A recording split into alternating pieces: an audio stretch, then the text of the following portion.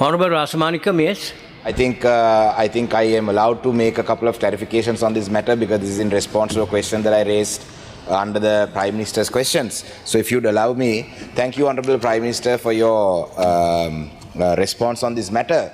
However, Honorable Prime Minister, I would like to bring to your attention that almost 20% of your period of power that the public have given you is already over. 1 year is already gone. So after a year, we are speaking about your informing this House that the government is looking at a domestic mechanism, that you all are opposed to any international intervention only because you are saying that it will polarize communities and that it will create further issues within the country. Now, I disagree on that. To ensure that there is real reconciliation, the victim community must have a process that they believe in and they trust in for you to bring them on board. Now, you have refused that, you have rejected that, which means as a representative of the victim community, I express my disappointment because as a member of parliament representing the victim community, we were hopeful that this government at least will listen to the victim community and agree to a international mechanism. But anyway, I've made my point clear that we reject your proposal as a representative of the victim community, and we want an international investigation because we have no faith in the government of Sri Lanka's mechanisms, and that has been the position for 16 years since the end of the war. But since you mentioned about the domestic mechanisms, Honorable Prime Minister, how can you even say that the domestic mechanism will work when the Office of Missing Persons, the Honorable Minister of Justice is here, the Office of Missing Persons, the cadre that they require to function is 250 plus. But in a year since you've been in office, the cadre is still only at 29. Now the Onur, Minister, let me finish. Okay. Right, okay. Honorable Member, can you please come to your clarification only? Okay. No, the Minister spoke to me, so I can't, respectable Honorable Minister is saying something, I have to speak to him. Honorable Minister, I am not lying. I think you better spend some time in your ministry learning these numbers and figures without sitting here and, body shaming Honorable Chamara Sampath. Honorable Prime Minister, you need to look into that. Your Justice Minister body shamed Honorable Chamara Sampath. You spoke about people body shaming in the opposition. Your own Justice Minister yesterday body shamed Honorable Chamara Sampath. It's unacceptable.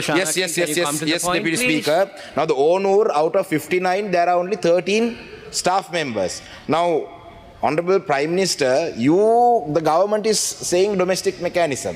But within the domestic mechanism, you can speak to the OMPJ. I am not speaking out, pulling numbers out of thin air, right? So even the 129 million that was allocated, as of 30th of June, only 36 million rupees was spent. So anyway, how would you address this, Honorable Minister? Now, we don't agree, but how are you, the TRC, all these things, a year later, are we going to go forward indefinitely for a justice matter that is long overdue? Honorable Prime Minister. Honorable Deputy Speaker, as noted by the Honorable Member himself, we have only completed 20% of our time period. That means we have 80% time left to address all of these issues. So there is no problem with our position or with our strategies. We firmly believe that building trust among the victim community is a priority for us, and we understand the concerns, and the Honourable Member has the right to continue to raise these issues and to engage with us, which we welcome. But I think we have demonstrated over the past year our willingness to listen, our willingness to compromise on certain issues, and our willingness to also change tactics when and where necessary, and we will continue to do so. We will also continue to do so with the larger members of the community, of the victim community, who have also voted for us and are part of our constituency as well. But as citizens of this country, we take cognizance of all of their concerns. We understand why there has been an erosion of trust. We acknowledge that, but as a new government, we are committed to rebuilding that trust. We recognize that there are problems within local initiatives, but those are also being addressed. I request the Minister of Justice to respond to the issues pertaining to the institutions under his ministry, because those issues have also been addressed. Thank you. Honorable Minister of Justice, yes, you were named. If the Minister can clarify both together, that will be useful, because the next one is... Are you willing to take it, Honorable Minister? I will. Right. Let me answer what is transpired so far. Thereafter, you can ask. Okay, Honorable Minister, please. Right. Right. Okay. Okay, make it short, Honorable Rasamanikam. Honorable Prime Minister, we appreciate your response. We thank you.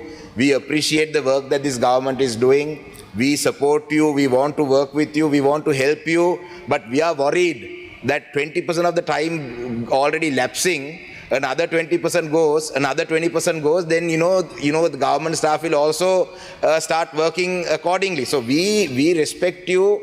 We have a lot of respect for you. For this government, we want to work with you, but we are trying to tell you what our requirement is, right?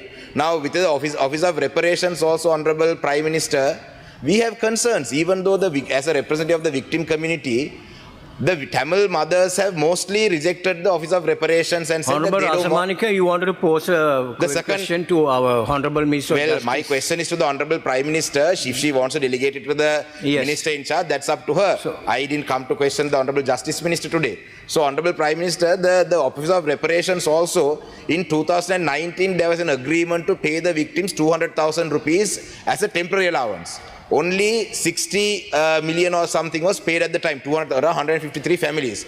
In 2022, when Ali Sabri was minister, he offered 100,000. The victim community rejected that. Then they increased it to 200,000. That also was rejected. In the year of 2024, Honorable Deputy Speaker, a budget of 1,000 million was allocated for reparations and 800 million of that was spent. Right? Now, again, let me emphasize this.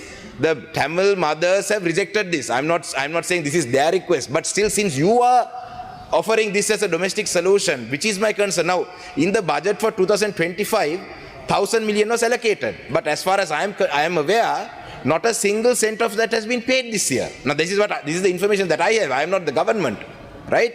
So, most of these mothers, Honorable Deputy Speaker, are mothers from before 2000. Right? Around 7,000 or 8,000 of them are from before 2000. Out of the 16,000 that have been registered. So some of them are members of the JVP. Now, Ranil Wickramasinghe has paid 800 million.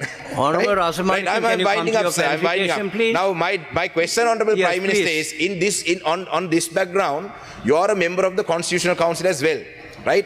The Office of Reparations, 2 members were recently recommended by the Constitutional Council to the Office of Reparations. Now, out of the 5, if these 2 recommended persons are appointed, 1 person already there, Palitha Fernando, is from a military background, right?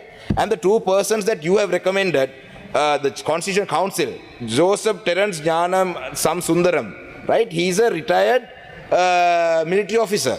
Then there's Vasantha Pereira, female, was attached to the Ministry of Defence. Now, both these people have had some military background and are opposed to, Tamil people are opposed to them. Now, 3 people out of 5, the Tamil people are opposed to. The victim committee is opposed. How would you justify the Office of Reparations working in this context? Along with that, Honorable Deputy Speaker, we have other concerns about, even day-to-day activities like the Batiklo Medical Campus signboard being put up in Sinhala and not in Tamil. These are day-to-day issues. I will convey that to the Prime Minister in writing. So my primary concerns, Honorable Minister, my intention is not to push you against the wall and say that you haven't done things. My only intention is to work with you to resolve the issues of the victim community. Honorable Minister. பண்ணுங்க